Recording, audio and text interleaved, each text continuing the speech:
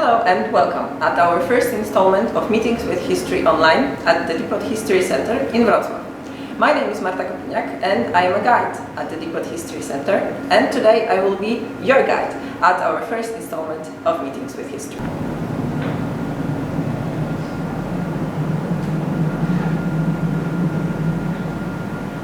Today we will be talking about the independence of Poland of 1918 and then the later years of Second World War. In 1918, Poland regained independence after 123 years of non-existence in the world map. The young country and its people faced many difficulties, however, they looked towards the future with hope and optimism.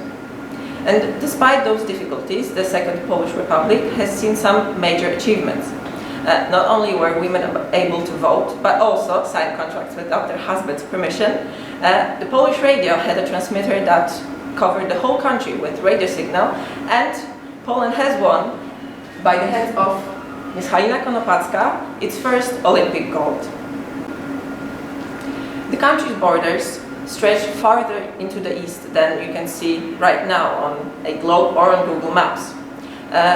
Within those borders were cities like Lviv, that currently lies in Ukraine. However, the city of Lviv is very important to the history of our city, Wrocław, because it is considered by many a successor of the interwar legacy of the city of Lviv. The Second Polish Republic is regarded to as the good old days, a time before the catastrophe of the war and later years of communism. It is regarded as long gone good times, both in the collective memory of Poles as well as on our exhibition. When Adolf Hitler came to power in Germany in 1933, he started to fulfill his plan of the Third Reich's climb to power. He started to break the agreements of the Treaty of Versailles more and more openly, including demands of Czechoslovakia regarding the ceding of Sudetenland, a region with a large German minority. During a conference in Munich, Hitler got what he wanted. Prime Ministers of France, Edward Daladier, and of Great Britain, Neville Chamberlain, as well as the Italian leader Benito Mussolini, decided that Czechoslovakia was to cede its territory to the Third Reich.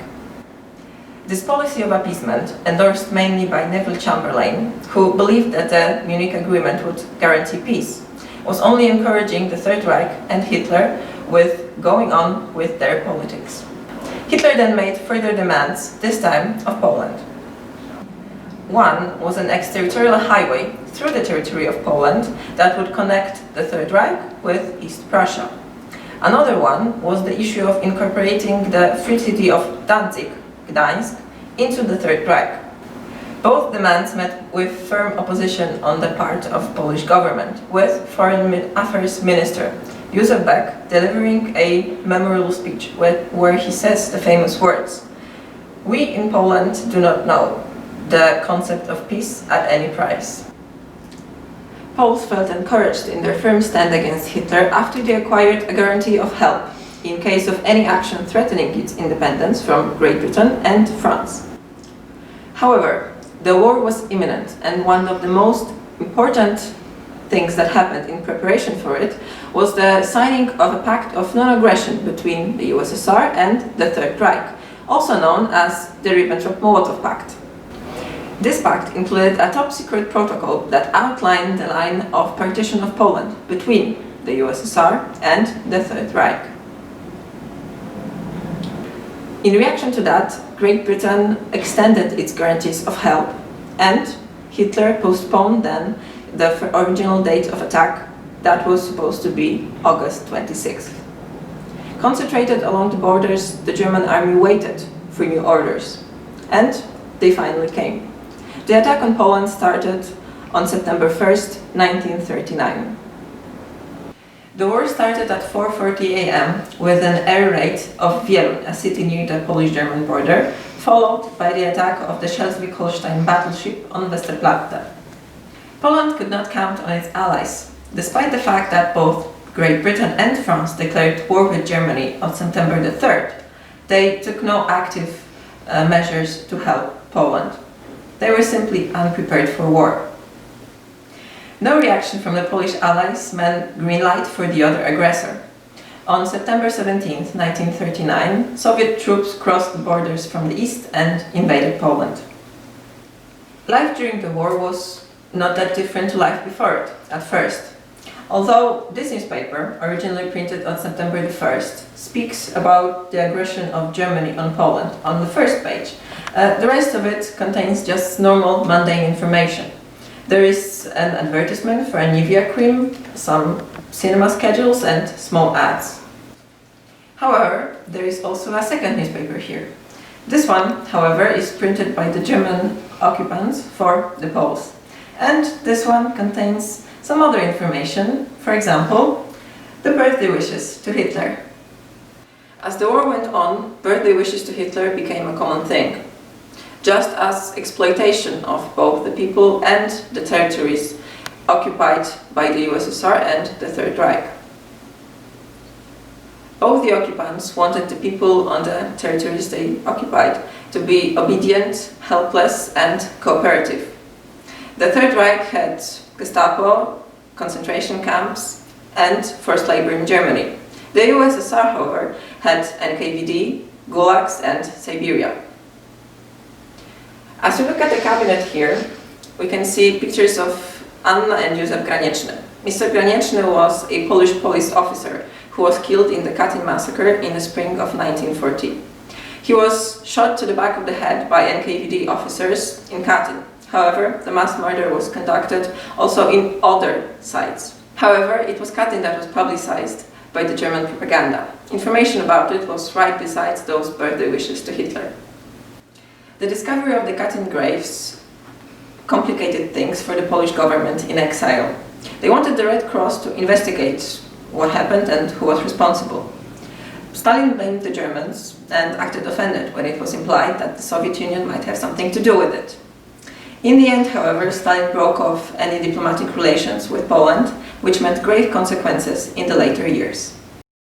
Despite the terror and exploitation, the Poles fought against the occupants during the whole duration of the war and even sometime after. They created a whole underground state, the Polish underground state, that was divided into two sections. An administrative one with a whole underground structure along with the parliament, and a military one, Home Army, that was one of the largest underground resistance organizations during the Second World War. Not only did the Home Army organize military resistance, but they also animated civilian resistance in many forms. Home Army organized many military operations during the war. However, the most significant ones seem to be the desperate measures they had to resolve to towards the end of the war to gain some ground against the Soviets. Operation Tempest was designed to prevent the Soviet troops from gaining any power and establishing any sort of authority on the Polish territories they invaded. As the Soviet troops marched onto Polish land, local Home Army commanders were supposed to disclose their identity and fight alongside Soviets against the Germans with their partisan troops. That plan failed. Thousands of Polish troops were sent deep into the USSR. However, despite that fact, the command decided to go along with Operation Tempest in all the regions. The most heroic and the most tragic part of this plan was the Warsaw Uprising. Seemingly weakened Germans were supposed to be an easy target. Home Army planned to take control of the city and present the Soviets with fait accompli. The capital of the country would be controlled by forces loyal only to the government in London. However, that thinking was flawed from the beginning. Germans would have to be weaker than ever for the barely armed Home Army troops to take control over the city. The uprising started on August 1st, 1944, just as the Germans stabilized their front on the Vistula River. And there was no hope for help from the Soviet troops for the reactionary forces of the uprising. 63 days of heroic fights led to many victims, both on the part of the people and the city, that is considered to be the greatest victim of the whole uprising.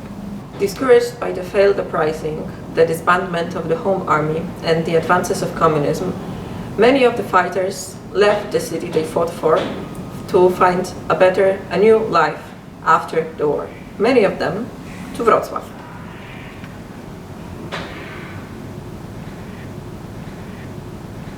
Advancement of communism and, along with it, of the Soviet Union were all part of Stalin's plan for the Eastern and Central European countries, including Poland. The USSR leader, along with the British Prime Minister, Winston Churchill, and the United States presidents, Franklin Delano Roosevelt and later Harry Truman, decided on the post-war shape of the world on 3 conferences in Tehran, Yalta, and Potsdam, called the Big Three Conferences. Because Poland had no diplomatic relations with the USSR, you might remember that Stalin broke them off at the time of the discovery of the Katyn massacre, Poland had to rely on its allies in any talks with the USSR. That led to the marginalization of the London-based Polish politicians as Stalin pushed for moving Poland's western border even further west and incorporating Poland into the Soviet area of influence along with other Eastern and Central European countries. The change of the border is the single most important thing that led to us standing here right now. Poland has gained its western territories along with Lower Silesia and Wrocław on Stalin's insistence. Right here we have a map with an earlier version of the Polish-German border where Wrocław is split in half by Stalin's blue crayon. And it was that blue crayon that ultimately led to the creation of the bipolar war of Cold War.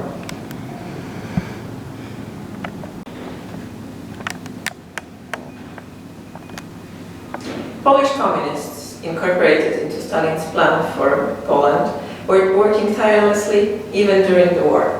Some of the most prominent include Wanda Wasilewska and Alfred Lampa, who were working tirelessly on re-establishing Polish communists' position in USSR. Eventually, it all came to fruition in the July of 1944, when the Polish Committee of National Liberation was created. Officially on July 22nd in Chełmno, actually in reality on July 20th in Moscow. However, the date July 22nd would later on become a part of a founding myth of the Polish People's Republic and become a national holiday. The existence of the Polish Committee of National Liberation contested the authority of the London-based Polish government, and later, as the committee would become provisional government, and later on a provisional government of national unity, the London-based government would lose the Allies' support, and the government in Poland, the communist government, would become the only recognizable Polish authority. And now we have come to the end of the first of our meetings with History Online. Thank you for being here today with us, and if you have any thoughts or comments, please share them with us below. We will hope to see you next month when we will be talking about the post-war history of Wrocław.